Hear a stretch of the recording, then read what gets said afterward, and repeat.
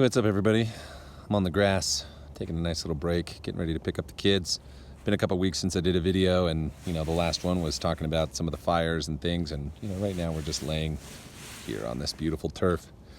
And it's really funny as the year comes to a close, as far as summer and stresses, and when lawns are usually struggling.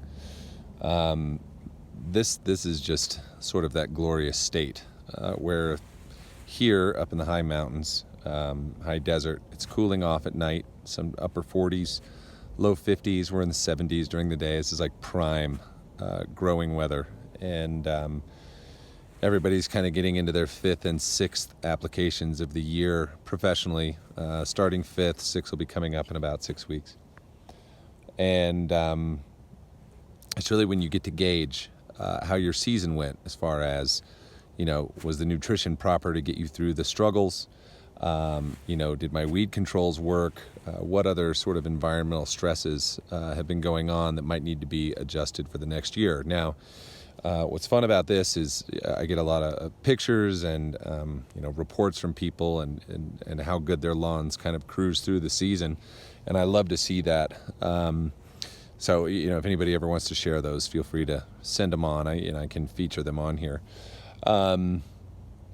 But this year here in this sort of west and in the Wasatch Mountains, really kind of a majority of the west, pretty severe heat, drought, light winter time. So coming into this year, there was a bit of a deficiency. When the winters aren't as long and they're not as wet, soil nitrogen gets used up, or there's not enough sort of naturally that comes through those forms of having the cooler soil temps, or it's warming up too quickly. We've had these false springs the last couple of years where grass has started to turn green in February, and that actually just uses up and can somewhat deplete soil. So that a lot of that was taken into account when programs that I put together for people this year was to adjust for the lesser amount of natural in the higher temperatures, and changing the way that the grass was so that we could maintain this health,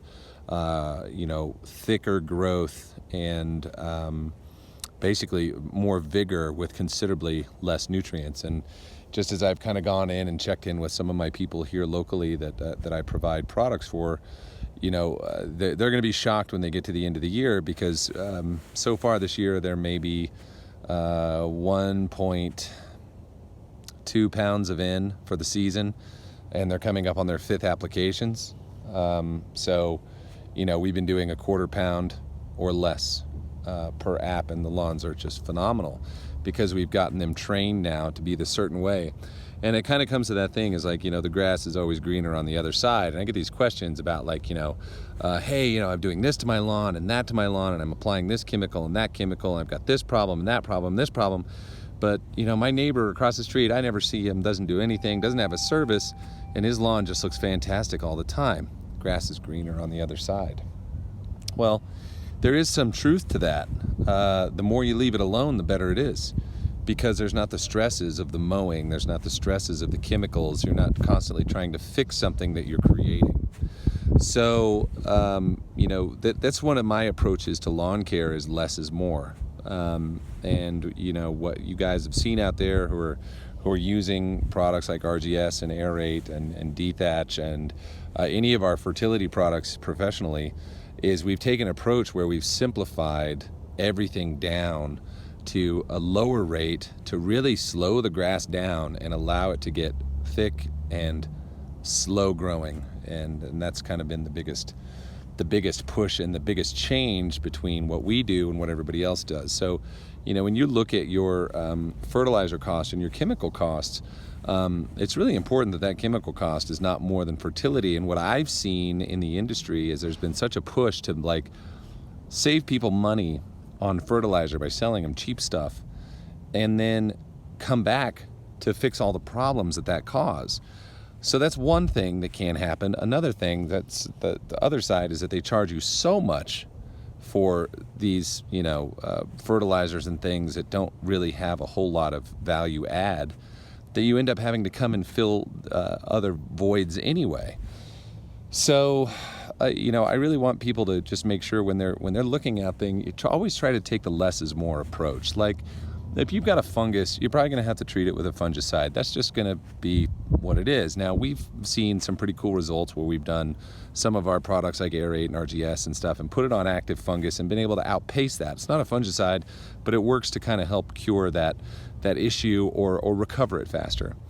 But in the future, you should be looking to see and paying attention to, is this something that happens every year in this spot? Am I getting too much water here or whatnot? Because when it comes down to the end of the day, there's really only a few things that are ever going to cause a lawn deficiency, okay? Too much or not enough sunlight. No, that's both a thing, too much or not enough. Too much or not enough water, also a thing. And too much or not enough nutrition. That's pretty much it. So the rest of it is just things that happen because of one of those three items. It's either too much or not enough.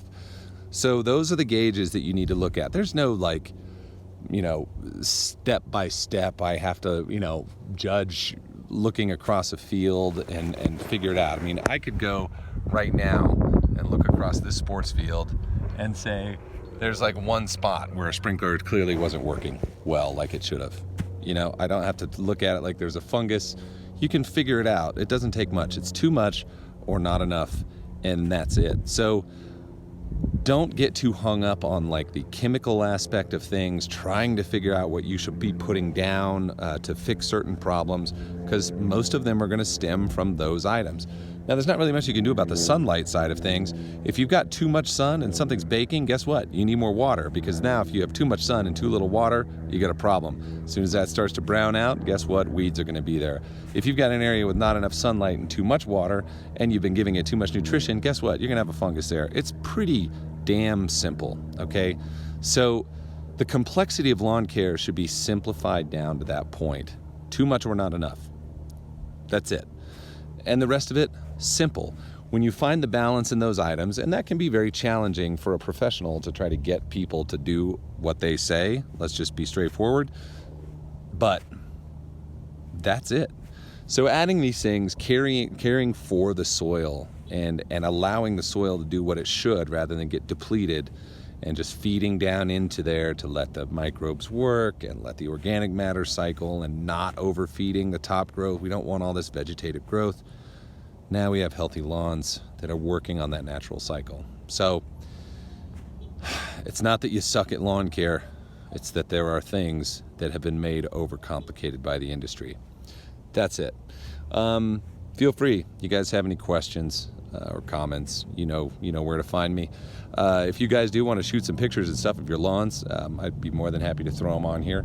And, we can talk about it. Tell me a little story about it. So I'll talk to y'all real soon.